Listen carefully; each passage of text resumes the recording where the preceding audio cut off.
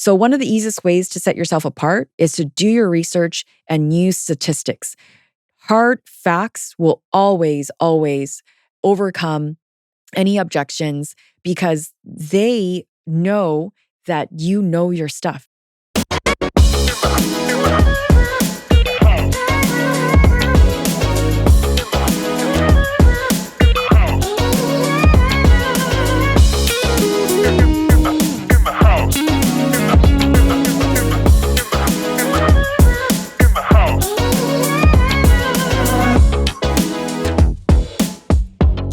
Hey there, folks. My name is Jenny. Welcome back to our show on In the House podcast. And I've got some real estate wisdom to drop on you today. Today, we're going to dive into the art of winning listings. And let me tell you, it's all about making your presentation shine. Presentation is not only what you have in writing, but it's all about as well how you exude energy and how you present yourself to your prospect. And so at the end of the day, you can't, that prospect or that lead can't help but say to you, where should I sign? So let's get started on this. I want you to remember one thing. Your listing presentation in person and just your energy is the make or break moment with your seller prospect. And so if it's your first or maybe your only shot to show them why you're the agent that they need, you're facing certain objections already. And you will want to find out what will get you closer to getting them to say yes. And it's not simply just a stronger presentation. It's all about the energy. It's all about knowing your stuff and being on top of your game. So what is the problem that most agents face? Well, it's losing listings without really understanding why. So this episode is giving you a 10-point checklist on how to get that listing.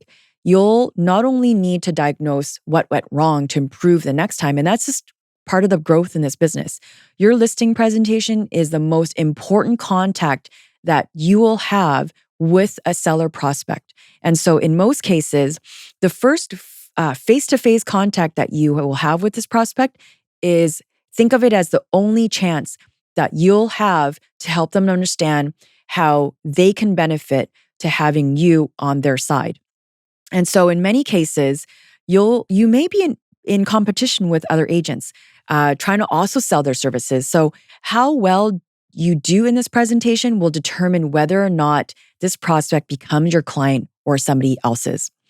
So let's get on with the top 10 list. Most agents, again, they don't know why they lost this listing. They have no way of diagnosing what went wrong. They are afraid to call that prospect with who they lost that listing with and try to understand what went wrong. And so how do you do things differently? So let's break it down. Number one, you want to demonstrate meaningful value. Every day in life, you're doing that. Why are you friends with this person? What does this mean to me when you're buying a product or a service? So when you're demonstrating meaningful value, you want to show your prospects exactly how you will outshine that competition with your unique skills and having a very clear plan that will benefit the client. Again, you are servicing your client and you're putting yourself aside. Price only becomes an issue when there's a lack of perceived value. So you must demonstrate to your prospects how much more you'll do for them by explaining your unique services and being very, very specific to explaining the steps that you will take to get their home sold. When you're listening, we'll get into the listening part after, but do remember that how you set yourself apart and how that will benefit that client, you will win that trust over. Point number 2, you want to be able to present benefits before talking the price. And so the number one rule is don't jump into price right away. I know that some people, what kind of order do you want to do in your presentation? And most agents are wanting to talk about price.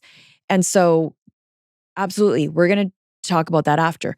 But why do these values that you've presented to them benefit them to use you. And so when you're trying to move forward with the CMA, other than just the price, you want to be able to tell them, okay, well, you specialize in the area. And how does that benefit them? Because you understand like what kind of demographics are going to be walking through your door.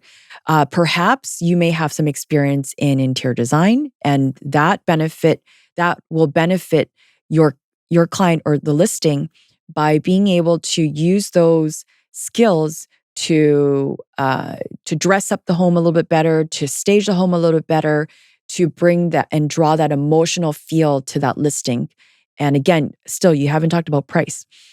So, this aggressive marketing plan that you have, um, where does that fit and align with the values of your client and how that's going to sell their home faster and for more money?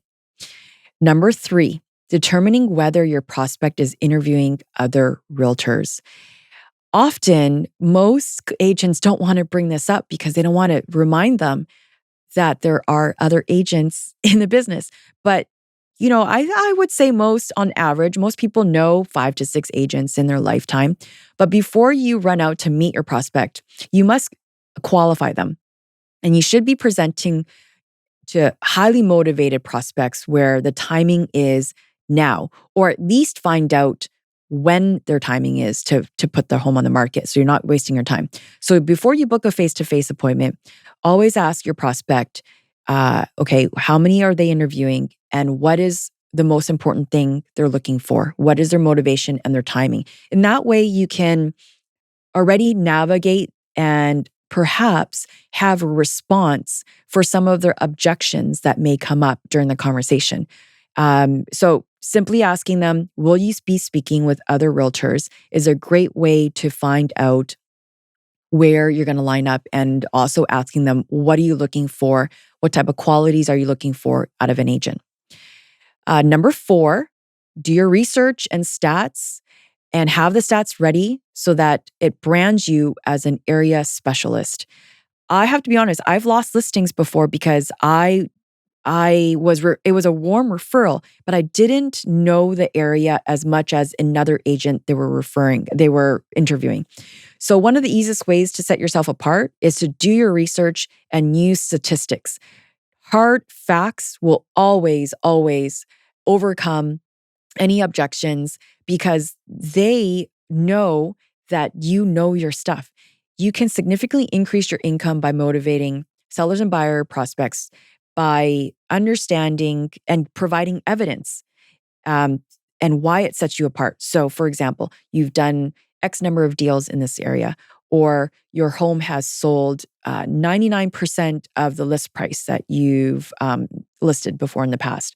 Or, for example, for every referral or every client that you have worked with, they've been a client of yours for 4 or 5 transactions, which shows that there's loyalty and there's a very good connection and communication with existing clients. And so I know that some of you may be thinking that you're not a statistics person. But guess what? I know that even though you may not be a numbers person, sometimes to stand out and shine, you have to show the research. You have to show comparisons.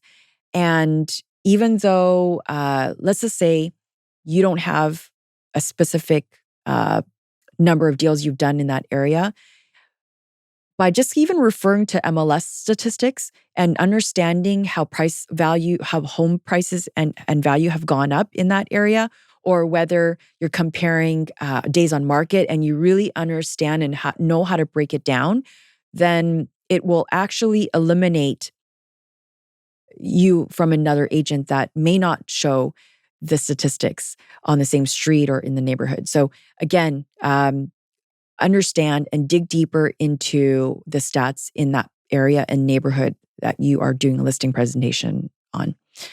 Number 5, actively listening. So a lot of the times, I want to say a lot of agents make automatic assumptions about the client that they're interviewing.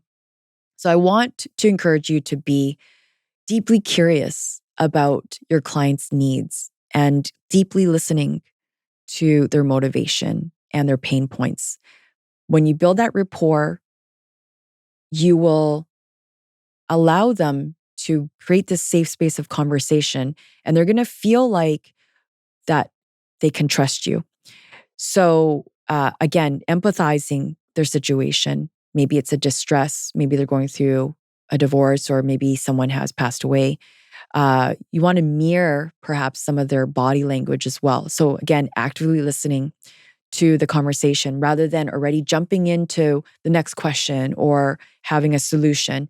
Um, I want you to be exploratory in this particular phase because it's so important to understand who your client is and what their motivation is. Number 6, make sure you're presenting to all decision makers. There's no point in interviewing half the household, half the boss, and you're only going to present to the husband when the wife may not particularly be in the same position or thought or mindset in selling the home. When you book your appointment, make sure that all the parties that are involved in the decision making are going to be present at the appointment. Most of the time, you're going to find yourself presenting to at least 2 people, like the husband and the wife or the partner. Make sure that they sit beside each other so that you can comfortably maintain eye contact and that you have their undivided attention. Typically, the meetings would take place at a kitchen table or a living room setting. So the majority of the mistake is that you are too focused on just one person's decision when it could be possibly a joint decision, and you want both of them to say yes to you. There could be messy situations where maybe one partner is a little bit more communicative, and then the other partner is a little bit more resentful because they're not involved in that. They're not as involved or not feeling like they're included. So just remember to ensure that all decision makers are involved. Number 7, doing some research about the client's personality type. How do you do this? LinkedIn, uh, going into their social media page, which back then I didn't have that opportunity, that access when I first started my business, but it's so easy now to check up on their Instagram, their Facebook, their LinkedIn. Who are they friends with? What kind of activities are they doing? So the secret to this is you want to get to know them on a deeper level than just selling their home. You want to engage with their personality. You want to understand their working style. So if any of you follow human design or DISC, if someone you're dealing with is an accountant or engineer, maybe I'm stereotyping here, but perhaps they're a little bit more on a very numbers driven side of conversation. If they are maybe um, maybe they're a social worker, or perhaps they are a therapist or a counselor, they love working with people, then that type of conversation would really require more of an empathetic, more of a softer, feminine energy approach. And so when you are able to understand their personality style, the way they make decisions, it will affect the way you speak, maybe the rate of speech. In that way, when you understand their language, you will more effectively convert this client because you understand and you're kind of mirroring their style. So, again, there's tons of books out there. It's kind of, I forgot what the book is, something about idiots. And it's a really good way to understand like personality traits. There's 16 personalities, there's DISC, and so there's lots of like types of surveys out there. I think the first thing and foremost is to really understand the type of personality you have, but also understanding others so that you can, again, it's just a approach where it's a little bit more of trying to gain their success and win them based on their personality. Number 8, bringing up less comparables that are more relevant than having too many. So a big mistake many agents make is bringing up too much information, which ends up confusing a lot of their seller. So remember that um, when you confuse them even more, they're just a lot more overwhelmed and no decisions can be made. So what I found works best is to bring up thing like five maybe closest comparables, five that are maybe inferior and five that are superior, and five that could be very similar to their home. So keep it to a maximum limit of 15, the less the better, actually, and present those inferior comparables first so that they can quickly dismiss that feeling that they should get a lot higher price than what they thought initially. Then present the five superior comparables and then homes that will clearly indicate that their home is better than those ones.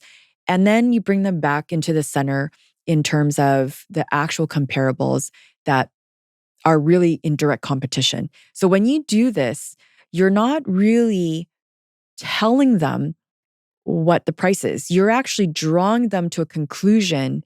They end up drawing their own conclusion because they understand what the range is like. So, getting your prospect involved in that decision making allows them to feel that they've priced it right for the market.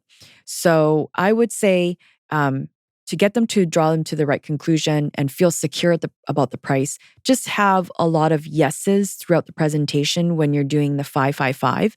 And again, avoid overwhelming the seller with too much information.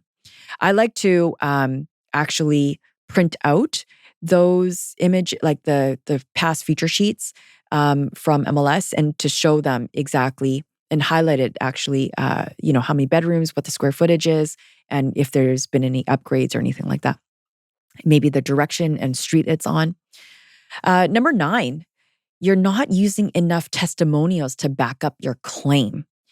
So obviously, false claims and empty promises that marketers make to the consumers always come back in your face, and naturally, the prospect will then not trust you. So any third-party endorsements is really important. Maybe showcasing the number of Google reviews that you have, maybe even having video testimonials from clients that you've previously helped. Even if, again, statistics and details don't lie. So if you are walking the walk or talking the talk, then you want to make sure that you actually have proper quotes, proper reviews, proper testimonials from your raving fans who are your best ambassadors for your business. And I would say bring about a dozen, put them on put a link into your email signature or put it on your website and run it constantly on maybe on your landing page, because these are factual testimonials. They build trust and credibility. So the more, the better.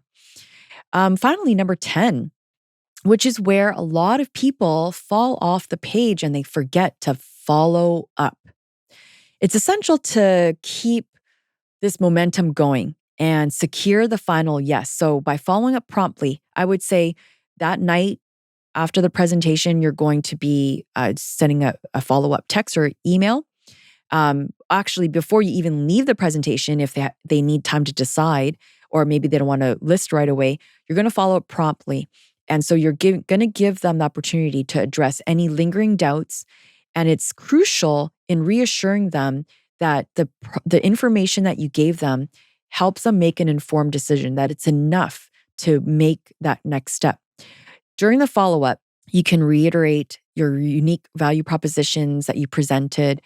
You can remind the seller why you're the best choice for the job and how their services will benefit them. And when you reinforce this, you solidify their confidence in making the decision. So sometimes the seller's circumstances or preferences may change after the initial meeting. So that's why more than one follow-up is really important. And it could be even just like 3 months later that they're going to be listing. So stay informed of any developments or changes that they've had in their life.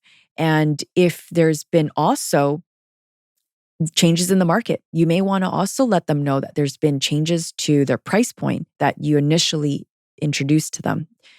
In a competitive market, sellers may be, again, interviewing multiple real estate agents. So consistent follow up really does set you apart because it shows that you're very diligent and you're persistent, that you are organized. It demonstrates your commitment to tipping the scale in your favor, and it lets you shine amongst the other agents that are less proactive. So don't think you're pestering the sellers with constant phone calls or emails. It really just has to do with being responsive and willing to ensure that that they're receiving all the right information so that you can help them with the solution. So there you go, ladies and gents. 10 points to getting the listing.